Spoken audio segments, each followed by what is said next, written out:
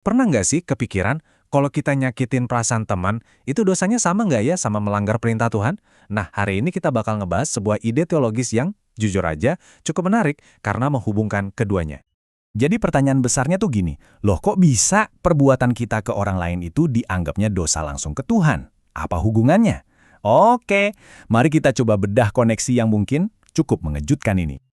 Nah, jawabannya ternyata kuncinya ada di salah satu perintah yang paling fundamental dalam teologi Kristen. Kasihilah sesamamu manusia seperti dirimu sendiri. Nah, perintah inilah yang jadi jembatan penghubungnya. Oke, kita akan bedah topik ini dalam 5 bagian ya. Pertama, kenapa sih dosa ini nggak bisa dipisahin? Terus kita lihat contoh-contohnya, lanjut kita diagnosis akar masalahnya apa, terus apa konsekuensinya, dan yang paling penting, gimana cara pemulihannya. Oke, kita masuk ke bagian pertama, dan ini yang paling penting. Jadi, dalam kerangka berpikir teologis ini, menyakiti sesama dan berdosa kepada Tuhan itu ibarat dua sisi dari satu koin yang sama. Nggak bisa dipisahkan, titik. Nah, konsep ini punya nama, etika perjanjian. Gampangnya gini deh. Hubungan kita sama Tuhan itu nggak cuma diukur dari seberapa sering kita berdoa, tapi justru diukur dari gimana cara kita memperlakukan orang lain. Jadi, keadilan sosial itu jadi bukti nyata, bukti konkret dari iman seseorang. Oke, kedengarannya kan ini menarik ya secara teori, tapi wujudnya dalam praktek itu kayak gimana sih? Yuk kita lihat beberapa contoh, potret keberhasilan dan juga kegagalan yang ada di dalam Alkitab. Nah, di sini kita bisa lihat kontrasnya tuh jelas banget. Di sebelah kiri ada tokoh-tokoh yang gagal, kayak Ahasyawa dan Saul. Mungkin kelihatannya mereka religius, tapi kelakuan mereka justru menindas rakyatnya. Iman sama perbuatan nggak nyambung. Nah, sebaliknya di kanan ada Daniel dan Nehemia. Mereka ini berhasil karena mereka menggabungkan iman kepada Tuhan dengan perjuangan nyata untuk keadilan sosial. Mereka ini bukti hidup kalau iman yang sejati itu pasti berbuah kebaikan buat orang lain. Oke, terus akar masalahnya tuh sebenarnya apa sih? Kenapa ya kok bisa manusia itu sering banget misahin antara apa yang dia percaya sama apa yang dia lakuin? Ternyata, ini tuh kayak efek domino loh. Semua itu dimulainya dari dalam, dari apa yang disebut hati yang rusak. Nah, dari hati yang rusak ini muncul keserakahan. Keserakahan ini bikin orang jadi abai sama perintah Tuhan.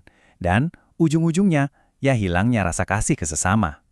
Jadi bisa dibilang, ketidakadilan sosial itu bukan masalah utamanya, tapi lebih ke gejala paling akhir dari penyakit yang ada di dalam diri. Nah, kalau diagnosisnya kayak gitu, wah, konsekuensinya juga bukan main-main. Ada harga yang mahal banget yang harus dibayar. Dan akibatnya ini bukan cuma ngomongin soal surga dan neraka nanti ya, bukan. Justru ketika iman dipisahin dari keadilan, dampaknya itu kerasa langsung di dunia sekarang. Masyarakat jadi kacau, kepercayaan anjlok, bahkan sendi-sendi bangsa bisa hancur. Ini masalah yang sangat-sangat nyata. Kutipan dari Yesaya ini negesin banget poin tadi, dan keras banget bunyinya. Bikin aturan atau undang-undang yang nggak adil buat rakyat kecil, itu sama aja kayak nantang Tuhan secara langsung. Jadi kebijakan publik yang menindas, menurut pandangan ini, itu bukan cuma masalah politik, tapi dosa teologis. Oke, kita udah lihat masalahnya, udah lihat juga konsekuensinya yang serem. Sekarang pertanyaannya, ada jalan keluarnya nggak sih? Nah, untungnya, kerangka teologis ini nggak cuma ngomongin masalah, tapi juga ngasih resep atau semacam peta menuju pemulihan. Dan solusinya ini sebuah proses yang lengkap dari dalam keluar. Dimulai dari ketaatan pribadi dulu, terus ketaatan itu diwujudkan jadi kasih yang ada tindakannya, bukan cuma di mulut. Kalau salah, ya bertobat dan perbaiki kerusakannya.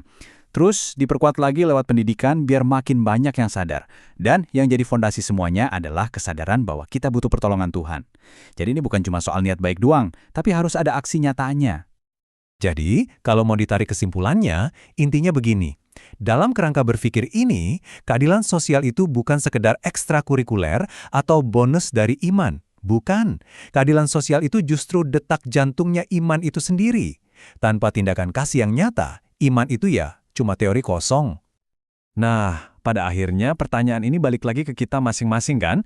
Kalau memang iman dan keadilan itu dua sisi dari koin yang sama, terus apa artinya buat cara kita hidup sehari-hari? Sebuah pemikiran yang kayaknya bagus buat kita renungkan bersama.